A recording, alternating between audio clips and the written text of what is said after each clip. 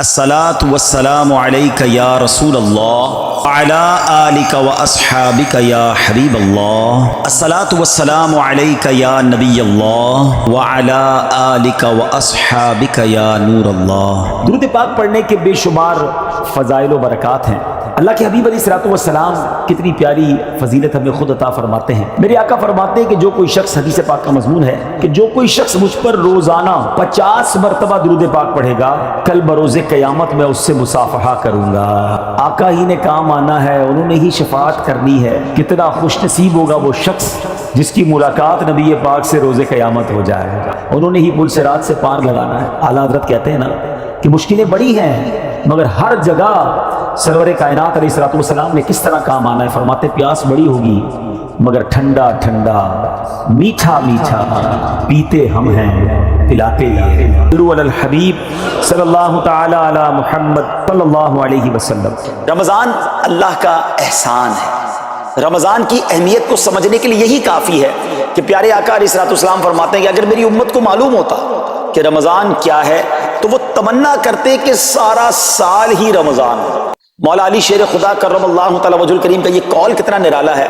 आप फरमाते अगर अल्लाह तबारक व तआला को इस उम्मत को अजाब देना होता तो इस उम्मत को रमज़ान और सूरह इखलास अता ना फरमाता है। इसका मतलब क्या हुआ कि ये बख्शवाने, अजाब से बचाने के लिए आ रहा है। लेकिन यहाँ एक और बड़ी इंपॉर्टेंट बात है, एक हमें रमज़ान में गुनाहों से बचना, क्योंकि आदतें तो साथ ही लगी हुई हैं ना। शैतान बंद है लेकिन हमारी अपनी आदतें, जिसकी रोज़ हराम देखने की आदत है, हराम सुनने की आदत है, हराम बोलने की आदत है। ऐसा तो नहीं होगा ना चांद आते ही सारे स्विच ऑफ हो जाएंगे, वो आदतें साथ ही चल रही होती हैं। अल्लामा इब्न जौज़ी रहमतुल्लाह तआला लिखते हैं, अल्लाह पाक के आखिरी नबी रसूल मक़बूल अलैहिस्सलातु वस्सलाम ने फरमाया मेरे पास जिब्रील अमीन हाजिर हुए। अर्ज़ की या रसूल अल्लाह सल्लल्लाहु तआला अलैहि वसल्लम, क़यामत में एक नौजवान को लाया जाएगा, वो गमगीन होगा, रो रहा होगा। फरिश्ते उसको लोहे के गुर्जों यानी आयरन रॉड से उसे हाँक रहे होंगे। वो नौजवान 1000 साल तक अल अमान अल अमान पुकारता रहेगा, लेकिन उसको अमान नहीं दी जाएगी। फिर उस नौजवान को 1000 साल के बाद रब्ब कहार की बारगाह में पेश किया जाएगा। अल्लाह पाक फरिश्तों को हुक्म देगा कि इसे मुंह के बल जहन्नम में डाल दो। जिब्रील अमीन का बयान सुनकर रसूल अकरम सल्लल्लाहु तआला अलैहि वसल्लम ने फरमाया, है जिब्रील ये कौन होगा? अर्ज़ किया हुजूर वो आपका एक उम्मती होगा। फरमाया उसका गुनाह क्या होगा? अर्ज़ की या रसूल अल्लाह सल्लल्लाहु तआला अलैहि वसल्लम, ये वो बदनसीब है जिसकी ज़िंदगी में रमज़ानुल मुबारक तो तशरीफ़ लाया मगर तौबा और इस्तग़फ़ार की बजाय माह रमज़ान को उसने गुनाहों में गुजार दिया। रमज़ान में गुनाह नहीं करने, ये बात समझ लो। आज एक बार मौला अली शेर खुदा करमल्लाहु तआला वजहुल करीम ने एक कब्र वाले का हाल देखा और देखा उस कब्र वाले पर अजाब हो रहा है और वो चिल्लाने लगा, अर्ज़ करने लगा, ए अली मेरी मदद फरमाइए, अल्लाह की बारगाह में सिफारिश कीजिए। मौला अली शेर खुदा ने हाथ उठाए, कहे मौला इसे बख्श दे। इरशाद हुआ ए अली इसकी सिफारिश न करें। अर्ज़ की मौला वजह क्या है? इरशाद फरमाए रमज़ान के रोजे तो रखता था मगर रात गुनाहों से बाज नहीं आता। हमारे हाथ में मोबाइल होता है, मोबाइल खोला पता नहीं क्या देख रहे हैं, क्या सुन रहे हैं। खुदारा अपनी ज़बान पर, अपनी आंखों पर, अपने कानों पर हमें काबू रखना है। ये सिर्फ खाने पीने से रुकने का नाम रोज़ा नहीं है। आंखों का रोज़ा ये बंदा हराम ना देखे, जबान का रोज़ा ये बंदा हराम ना बोले, पेट का रोज़ा ये बंदा हराम ना खाए। इधर जनाब भूखे प्यासे तो हैं, बाकी सारे गुनाह हो रहे हैं। अहादीस में मजमून भी मिलता है कि वो शख्स जो भूखा प्यासा रहे मगर गुनाहों से ना बचे, ऐसे बंदे के भूखा प्यासा रहने की अल्लाह को कोई जरूरत नहीं है। कि कुछ लोग रमज़ान में फिल्में देखते हैं, ड्रामे देखते हैं, तो टाइम पास कर रहा हूँ यार, मोबाइल पे गेमें खेल रहे हैं। फजूल काम ना करें ना मेरे प्यारे इस्लामी भाइयों। बात बड़ी समझने वाली है। मुझे एक बात बताएं, कोई कहीं भी गुनाह करे, गुनाह होता है, गलत है, मगर कोई मक्का पाक में जाके गुनाह करे, हुदूद हरम में जाके गुनाह करे, एक गुनाह 1 लाख गुनाह के बराबर हो जाता है, सजा ज्यादा हो जाती है। आपकी मस्जिद के बाहर रोड पे खड़े होकर माज़अल्लाह कोई गाली निकाले हराम, लेकिन मस्जिद के अंदर आकर निकाले, आप क्या कहेंगे? खुदा का खौफ करो अल्लाह के घर में। तो इसी तरह कुछ मकाम की अहमियत होती है, कुछ वक्तों की अहमियत होती है, कुछ महीनों की अहमियत होती है। रमज़ान हमें बख्शवाने आया है तो अभी से अपने आप को बचाना शुरू कर दें, प्रैक्टिस शुरू करें और अपना जहन बना लो। आप कुछ भी हो जाए मैंने इंशाअल्लाह गुनाह नहीं करना है, رمضان میں اپنے آپ کو گناہوں سے بچانا ہے. میرا موبائل اگر گناہوں کی طرف لے جاتا ہے مجھے موبائل نہیں چاہیے, میں بھلے وہ چھوٹا والا موبائل لے لوں یا کم از کم یہ پیجز اور یہ بہت سارے جو سافٹ ویئر اپنے موبائل سے نکال دوں, کیونکہ کہیں میرا موبائل ہی مجھے گناہ نہ کروا دے. مجھے نہیں کھولنا ٹی وی اگر میرے ہاتھ سے ریموٹ ہاتھ میں آتا ہے اور میں کچھ غلط چیز دیکھتا ہوں. مدنی چینل دیکھیں, سبحان اللہ.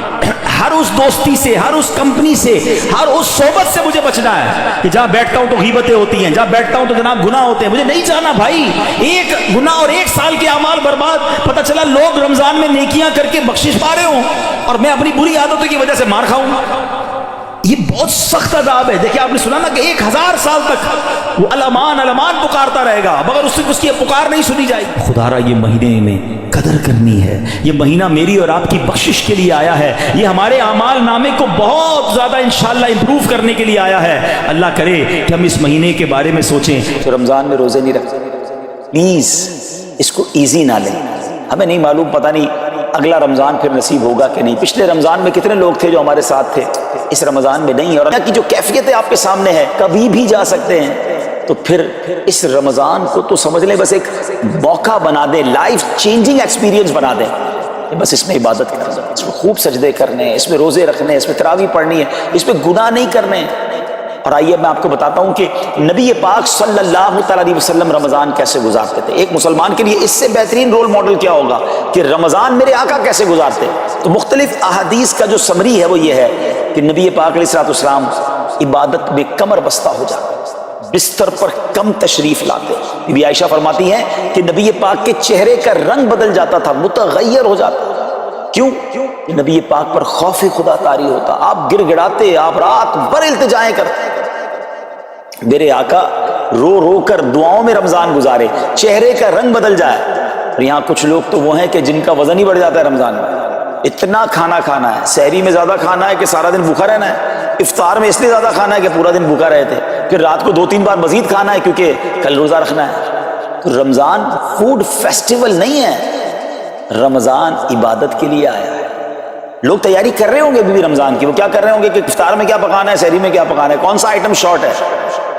نہیں میرے بیچ اسلام, یہ جو بھوک کا احساس ہے نا روزے میں, اس کی حکمت علماء نے بیان کی ہے کہ بھوک غربت کا احساس دلاتی ہے, فقیری کا احساس دلاتی ہے, بندے کا غرور تکبر بیٹھ جاتا ہے. کتنے نقاہت میں آ جاتے ہیں ہم, ہمت ہی نہیں ہوتی کوئی کام کرنے کی. تو یہ احساس دلاتی ہے کہ تیری اوقات کیا ہے, غریب کیسے زندگی گزارتا ہے, فقیر کیسے زندگی گزارتا ہے. لیکن کچھ لوگ وہ ہیں جن کو بھوک ہی نہیں لگتی کیونکہ وہ اتنا کھا لیتے ہیں یا پھر سوتے ہی رہتے ہیں. روزے کی حکمت یہ نہیں ہے. نبی پاک آنسو بہاتے تھے, آقا کا چہرے کا رنگ بدل جاتا. اور پھر بتایا کہ رمضان میں جب جبریل امین نبی پاک علیہ السلام کے پاس آتے تو آقا علیہ السلام ان کے ساتھ قرآن پاک کا دور فرماتے. اور پھر ایک اور نبی پاک کا خوبصورت انداز کہ پیارے آقا ویسے تو سب سے بڑھ کر سخی ہیں, مگر جب رمضان آتا تو نبی پاک کا دریائے سخاوت ایسے بہتا تھا جیسے تیز آندھی, بلکہ اس سے بھی زیادہ. اللہ, یہ 3-4 چیزیں آپ نے اور میں نے پکڑ لینی ہے. آقا علیہ السلام کے پیچھے پیچھے جانا نا جنت میں. ہم نے بھی یہ کام کیا. یہ راتیں مانگنے کی رات, التجا کرنے کی رات, سجدے کرنے کی رات.